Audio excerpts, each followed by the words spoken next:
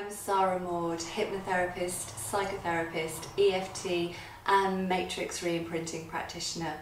And this is your introduction to EFT and how to use EFT on yourself. So before I begin by actually demonstrating the EFT routine to you, I'm just going to say a few words about actually how EFT works. So EFT, or to give it its proper name, Emotional Freedom Technique, is an incredible self-help technique that you can use to overcome negative emotion, pain, illness, and limiting beliefs that you have about yourself. And the way that it works is through tapping on the end of our meridian lines, which are part of our energy body.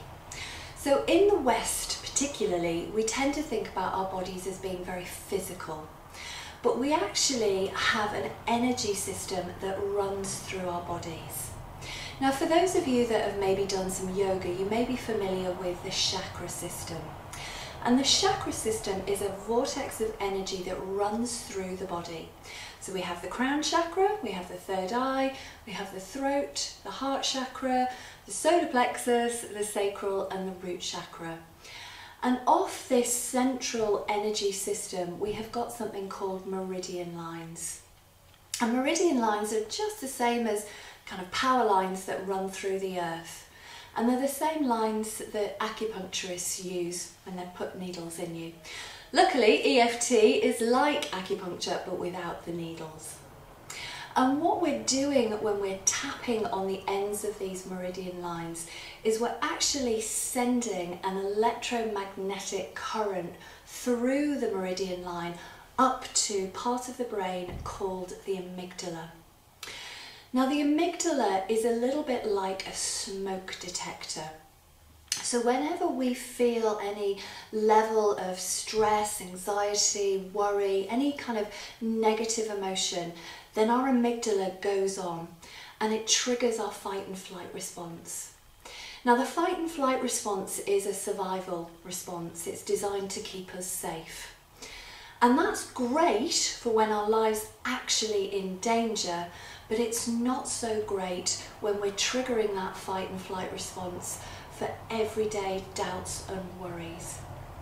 And what happens when we trigger the fight and flight response is a number of bodily processes take place. For a start, we shut down our thinking brain, because if our life's in danger, we don't need to think.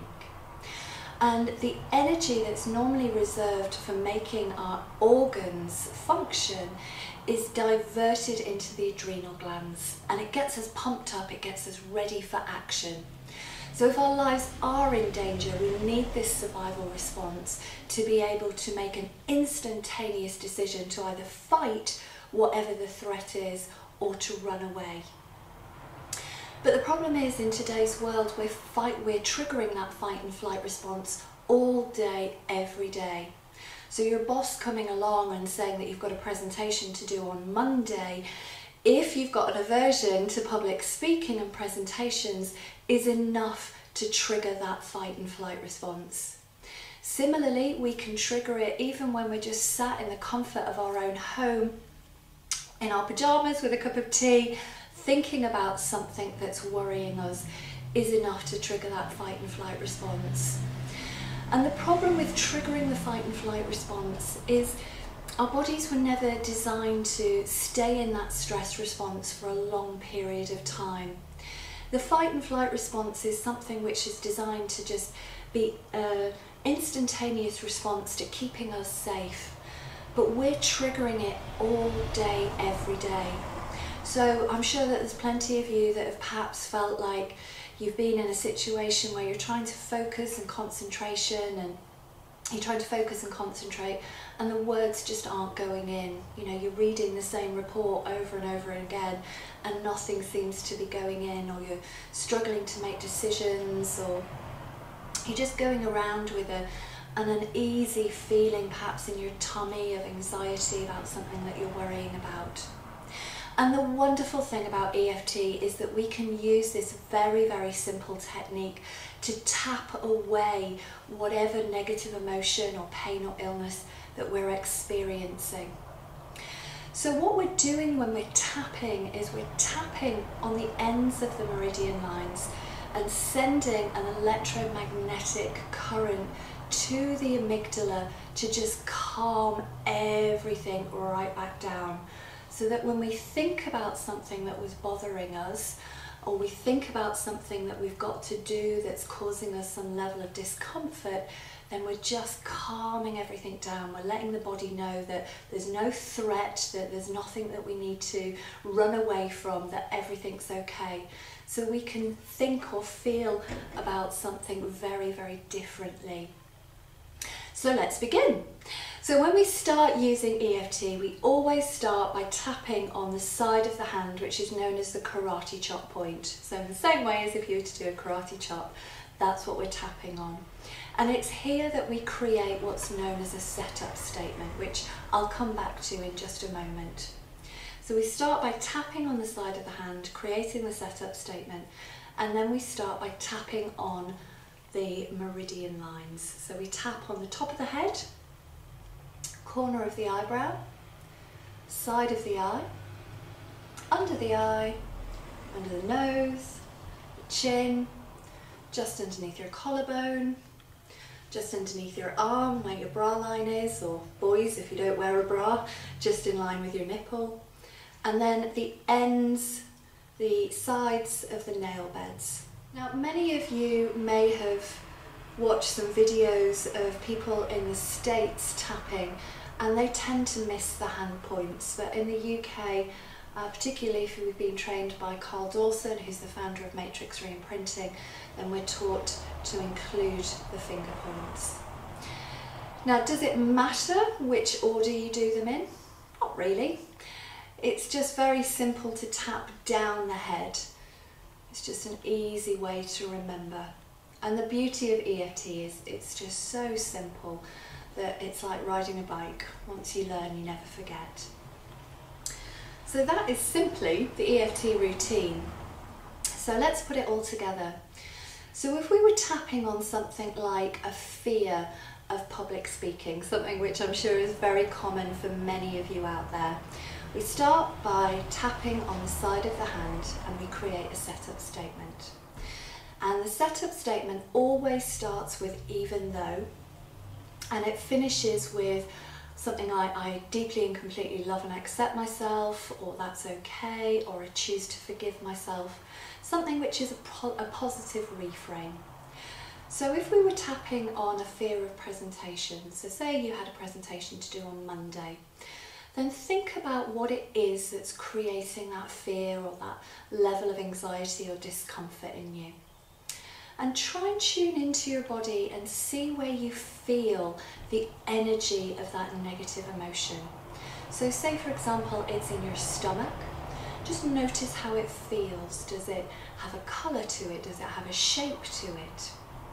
So it could go something like, even though I've got this ball of fire in my stomach about the presentation that I've got to do on Monday, I deeply and completely love and accept myself.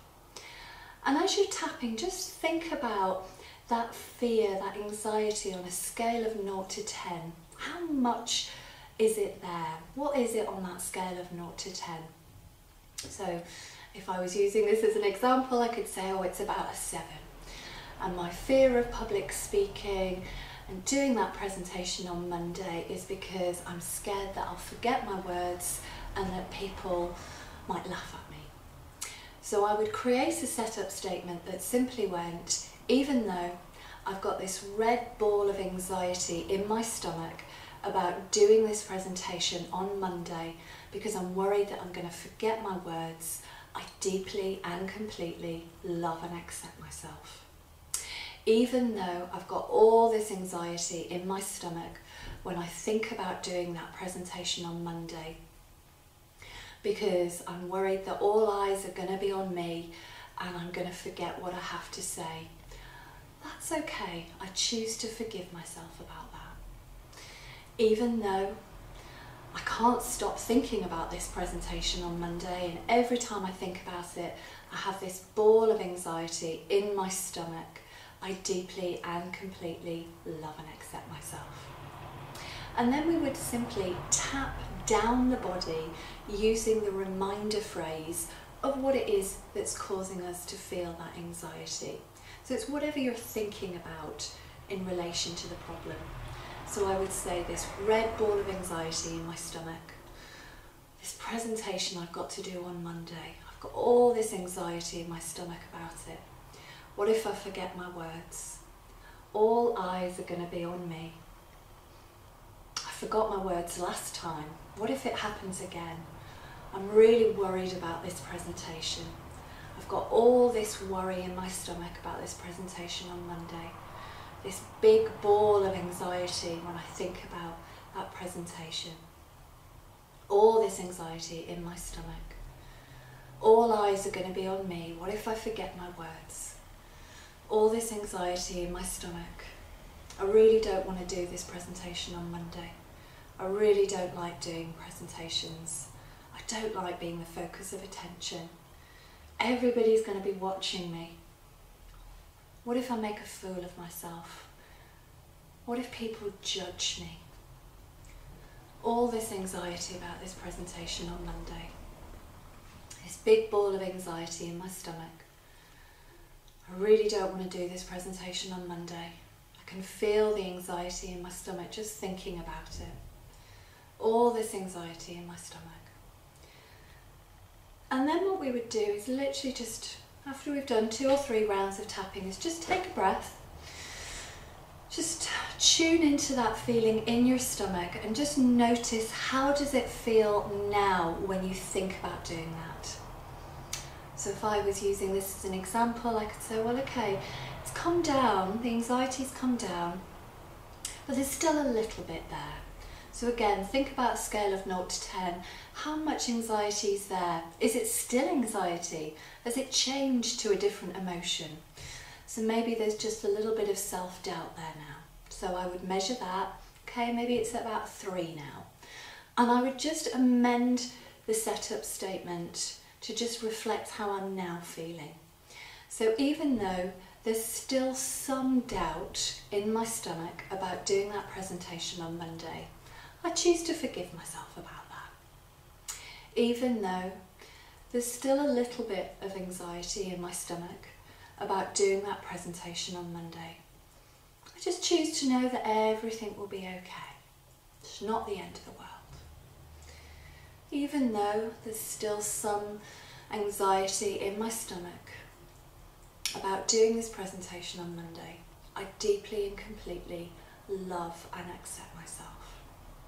And then again, just tapping down the body, this remaining anxiety in my stomach, this remaining fear of doing that presentation and forgetting my words, this remaining doubt. There's still some doubt there about that presentation on Monday. Still worried that I might forget my words. And I know that I've prepared, but I'm still a little bit worried about doing that presentation on Monday. There's still a little bit of doubt in my stomach. This remaining doubt in my stomach about doing that presentation on Monday. And again, just do a couple of rounds of tapping and just see how that then feels when you think about doing that presentation. If there's any trace of any doubt or worry or anxiety about it, then again, just continue to tap until it's dispersed. And you know whether it's gone because you can think about the problem, and if there's no emotion there at all, except perhaps feeling good, feeling calm, feeling relaxed, then you know that everything's just calmed down. And lots of people often say to me, what do I say when I'm tapping on myself? Well, you're saying the thoughts that you're thinking about the problem, about the thing that you're worried about. And that's all that we're doing when we're tapping, is just saying out loud those thoughts that have been going around in our head about the problem. Now, the best way to use EFT is to get really, really specific about what it is that's causing any level of negative emotion. So if I was to just tap on feeling anxious, I'm not going to get the same result as I would if I was tapping on what's causing that level of anxiety. So it doesn't matter whether you're tapping on anxiety or worry or doubt or rejection or hurt. Think about specifically what is causing that negative emotion and get really, really specific about that, because getting specific gets to the root of the issue and you'll get more results using EFT in this way. So for any of you that have got any questions about using EFT, check out the other videos, have a look at the website. There's loads of information how to use this incredible self-help technique for you to tap away negative emotion, limiting beliefs, pain, illness, anything that's splitting you off from being the happy, healthy person that you can be. My name's Sarah Maud and thank you for listening. Bye bye.